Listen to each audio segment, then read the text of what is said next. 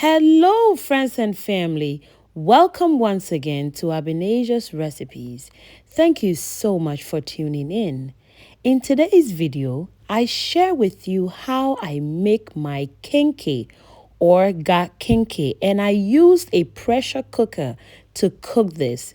Guys, I learned this trick from Sweet Ajele. Let's get started. All right, so I have here 3 equal parts corn dough, which I have measured.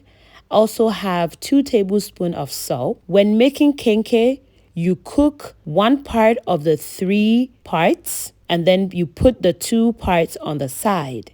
I repeat, you cook 1 part and then you put 2 parts on the side. I'll then go ahead and mix the 1 part with 3 cups of water, and I'll be using my hands to mix. You can also use a whisk to do this mixture. All right, and this is the time where we're going to be adding the salt. When making kenkey, you add your salt to the cooked part of the kenkey. So I go ahead to add in my 2 tablespoons of salt, and then we will move it over to my stove, and then we'll cook this until it is well cooked. We'll then go ahead and put the 2 part, which is the raw 2 parts, in a bowl, and then I'll cover and set it on the side. We'll be adding the cooked part to it when it is done cooking. And I'll be using a corn husk to make my kenkey. I'll then go ahead and soak this husk in water.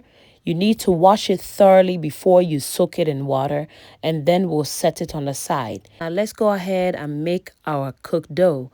All right, so I'll put a clean bowl of water on the side, and then I'll put another bowl of water with a plastic spoon, and then that goes on the side as well. I'll be using a wooden spatula to mix my dough. We'll keep mixing until it forms into a very smooth dough. Do not stop mixing. If you stop mixing, it will turn very lumpy. Yes, so you keep mixing just like this, just like so, in this motion until it forms into a dough. Now my dough is formed and I am mixing it onto the walls of my pot, and we want this dough to be very soft. So when we mix it with the raw dough, it can mix very well. Yes, so this part of the dough or this part of the mixture should be well cooked. I'll then go ahead and use my plastic spoon to scrape the side and side to make sure that around the pot is clean. And then I'll go ahead and add about 2 cups of water to my dough, and then I will just use my wooden spatula to poke holes and then leave it to steam just for about 2 to 3 minutes. Have you subscribed yet? If not, please subscribe, like, and comment. Hit that notification so anytime I upload, you'll be notified. And to my new subscribers, a warm welcome to you. God bless you. We'll then go ahead and add a bit more water, and then we'll cover and let that steam for about 5 minutes. It's been about 5 minutes, and then we'll go ahead and mix our dough again. The dough looks very nice and very soft. Yes, just like that. So if you look at it this way, I've ended up adding 3 more cups of water to it whilst I was cooking, and my dough is cooked. I'll then go ahead and transfer my cooked dough onto the raw dough that we had set on the side. We'll go ahead and mix the raw dough together with the cooked dough. This is the process of making kenkey. Please do not put your hands inside yet because the dough is still hot. After mixing my dough with the wooden spatula, my dough has cooled down, so I'll then go ahead and put my hands in it to mix it very well, and also to make sure there are no lumps in the dough. We'll be cooking it in a pressure cooker like I said. All right, I will try to link this pressure cooker in my description. I learned this trick from Sweet Ajele. Yes, there are 2 things that I have learned from her: cooking my kenkey in a pressure cooker, and also how to use this husk to make kenkey very easily. I'm used to using the other husk, which is more easier to do with. Thank you, Sweet Ajele.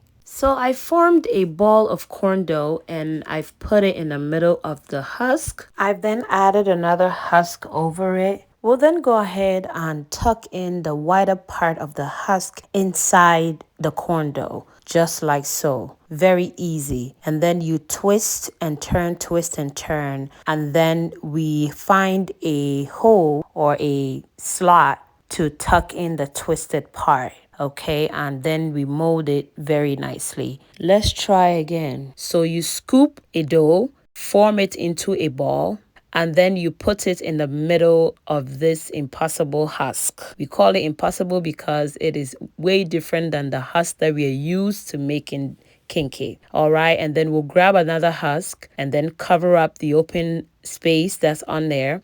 We turn it over and then tuck in the husk inside the dough. Yes, just like that. You tuck in and then you will get a perfect ball of kenkey. And then you twist the other side. Then you create a little hole in the bottom of the kenkey and then you tuck in the twisted part of it inside to get a perfect ball of kenkey. Let's try it one more time. So you grab a husk, create a ball of kenkey, put it in the middle of the husk. You grab another husk, cover up the open space of the kenkey, and then you turn it over and you tuck in the wider part of the husk in the kenkey. This is so easy. When you're doing it the first time, it's going to be a bit challenging. And yes, I came across a few challenges, but then I'm able to get used to it now. Yes. And then we have a perfect and simple kenkey. I hope I was a bit more clear. Okay, guys, we'll go ahead and add water to our kenkey in the pressure cooker. And when using your pressure cooker to make the kenkey, guys, you have to be very, very careful using it. So what I'm showing here is I do have a vent that takes the air of the food outside or the smell of the food outside. So I'm cooking the kenkey underneath that vent. I have the vent turned on. I'll first cook my kenkey for 35 minutes and then we'll cook it for another 35 minutes. So we will be cooking the kenkey in the pressure cooker for a total of 1 hour and 10 minutes. And when using your pressure cooker, always make sure that your top part is closed very well. So now it is closed. And please be very careful after your kenkey has cooked in the pressure cooker. You would have to use a longer stick to release the vapor. So my kenkey has cooked for 35 minutes. I'm going ahead to set the time for another 35 minutes and then we will be done cooking it in the pressure cooker. My kenkey has cooked for another 35 minutes, so I used a longer stick to release the vapor so that I can be able to open the pressure cooker. If you don't release the vapor, you will not be able to open your pressure cooker. So be very careful when doing this step. My kenkey is done and it is perfectly cooked. And now, guys, look at it. The husk did not come off. It looks soft and beautiful. And the pressure cooker actually cooks it half the time that it will be cooked on the stove. But if you're cooking this on the stove, you have to cook it for 3 to 4 hours. But the pressure cooker does it half the time. So I recommend that you use pressure cooker to cook your kenkey.